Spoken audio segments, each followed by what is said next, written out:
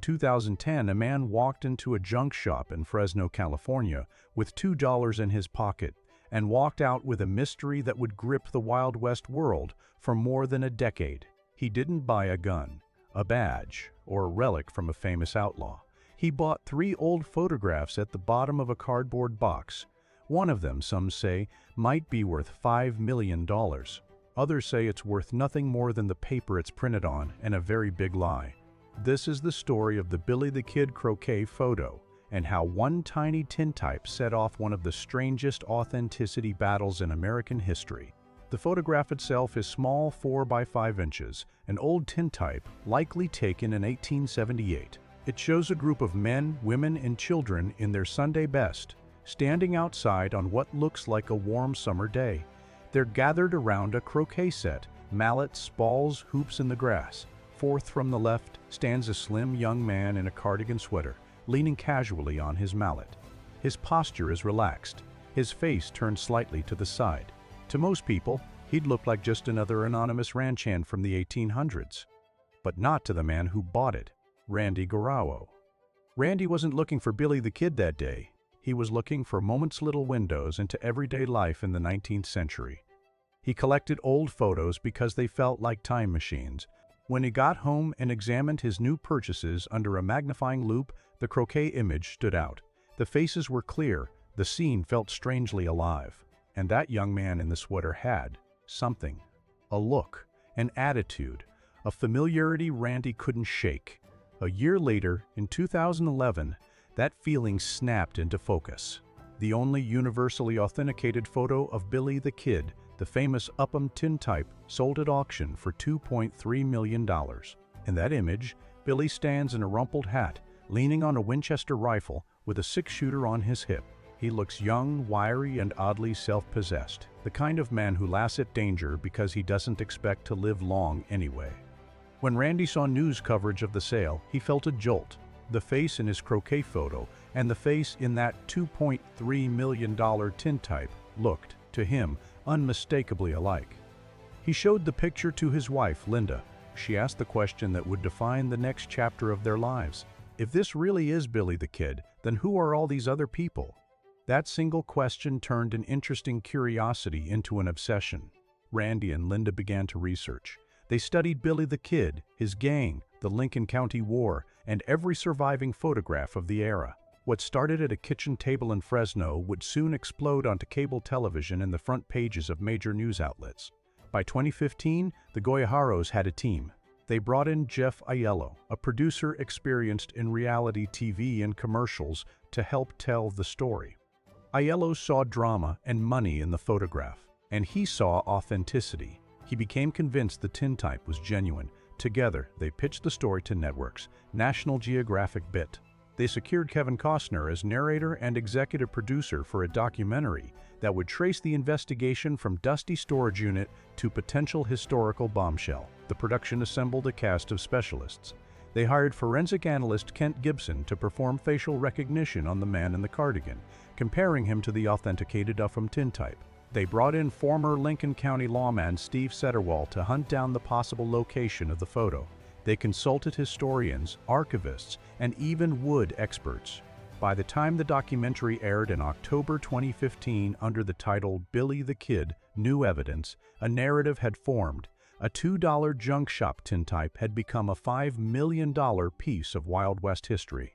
For a moment it worked. Headlines screamed that a second photograph of Billy the Kid had been found. NPR, CNN, Fox News, The Guardian, they all ran with the story. A respected numismatics and collectibles firm, Kagan's Inc., declared the image authentic and valued it at $5 million. The croquet photo was suddenly famous. Randy Garauo became the luckiest antique picker in America. At least, that's how it looked on the surface.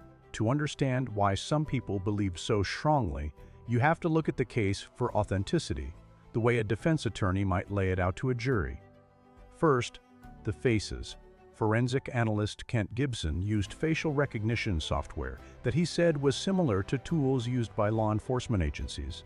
He compared the man in the croquet photo to the Upham tintype. The software produced a match score reportedly in the high 70s to low 80s, on a scale where 60% was considered a strong match. In other words, by that metric, the Croquet man could plausibly be Billy the Kid. Gibson didn't stop there. He claimed the software also identified several other figures in the photo: Charlie Bowdre, Tom Folliard, Sally Chisholm, and Polita Maxwell. If true, that would be extraordinary. Charlie Bowdre and Tom Folliard were close friends and fellow regulators Billy's inner circle. Both would later die in gunfights with Pat Garrett's posse. Sally Chisholm kept a detailed diary documenting the movements of Billy and the regulators during the Lincoln County War. Polita Maxwell is often described as Billy's love interest. If all of them were truly frozen together in this one image, then the photograph wouldn't just show Billy the Kid, it would capture the beating heart of his world in a single, casual moment. Next came the location.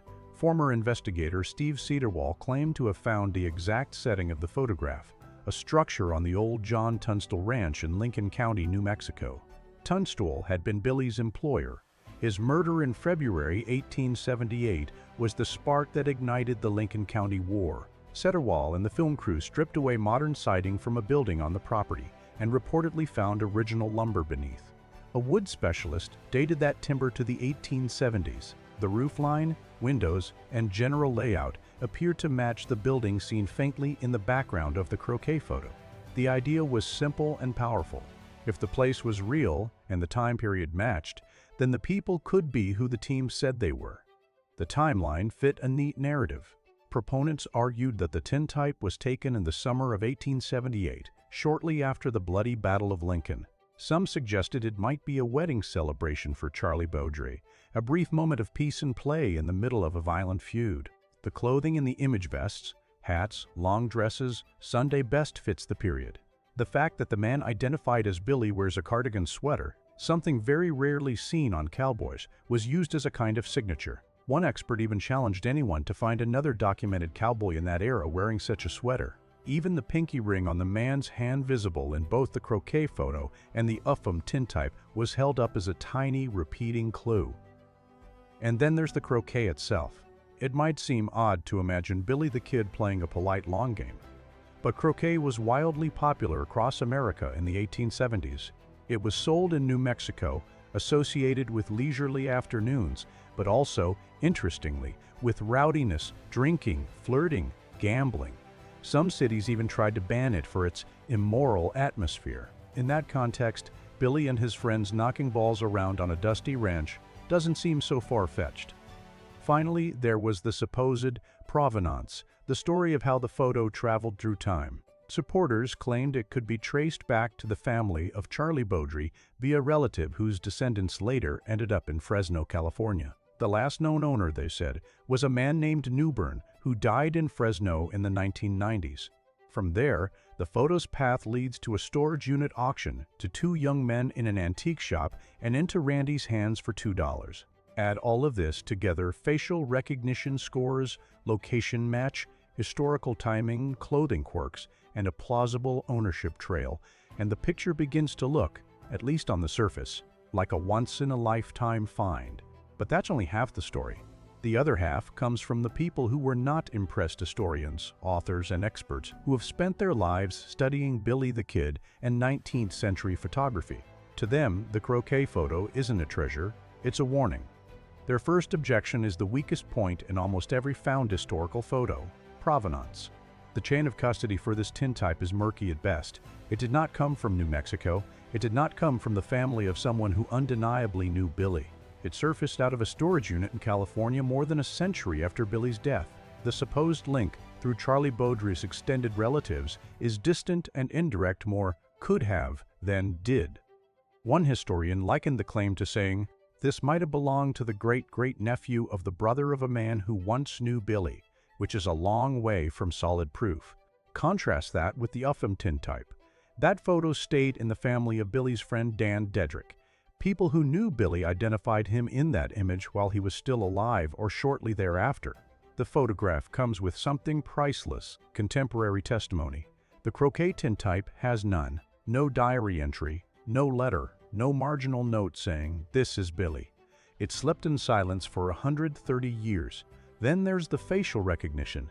It sounds scientific, but historic images present unique problems. Old photos are often low resolution, damaged, distorted by lens types and angles. Even small differences in expression or lighting can throw off any algorithm.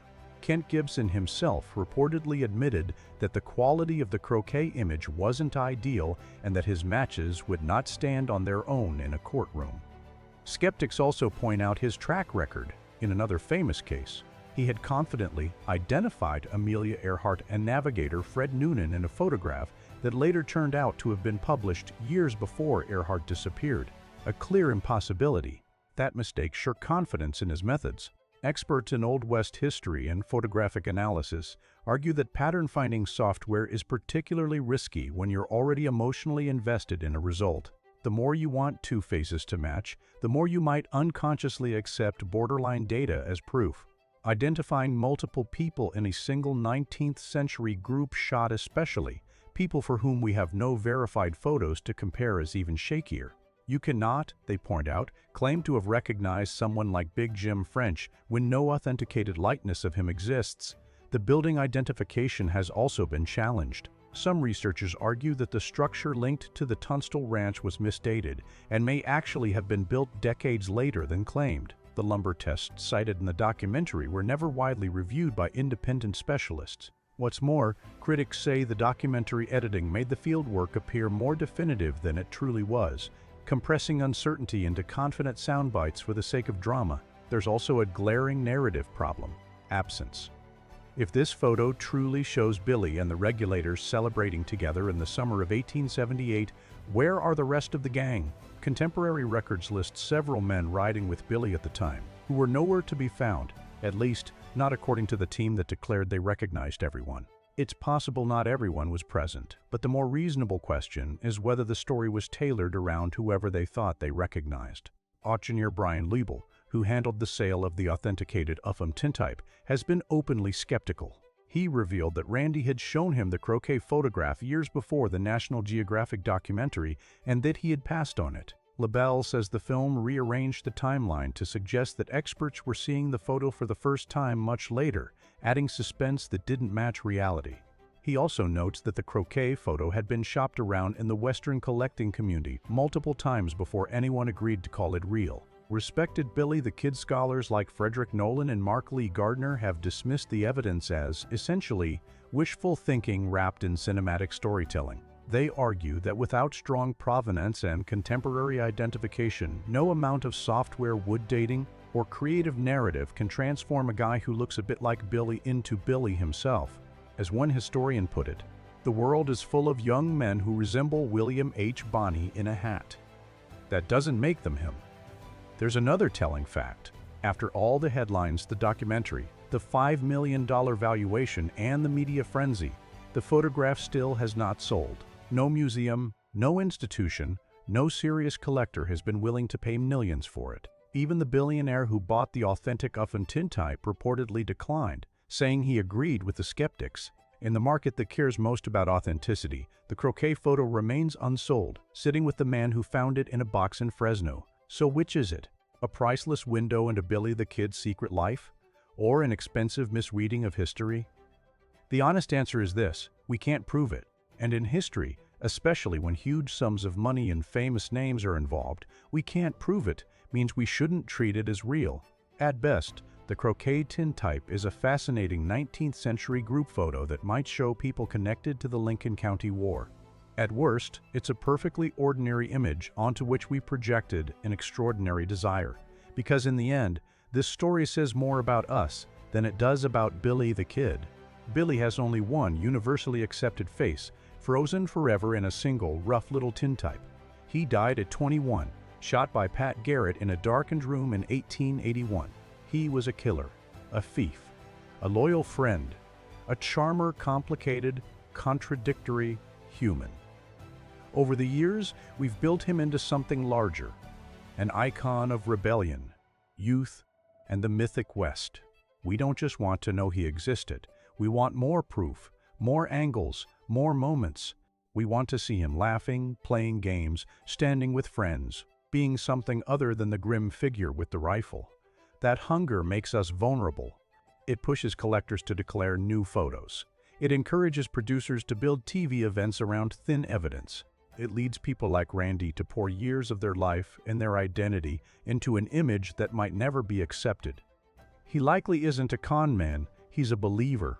Someone who looked into a tiny metal plate and saw not just a young man with a mallet, but a portal into legend. So maybe the real question isn't, is this Billy the Kid? Maybe it's, why do we still need him so badly? Maybe the Croquet photograph, real or not, taps into something we miss: the idea that history still has undiscovered surprises, that a $2 purchase in a junk shop can rewrite a legend, that the past isn't finished with us yet. Now it's your turn. If you had to give a verdict, real or fake, which way would you lean? And what detail sways you most?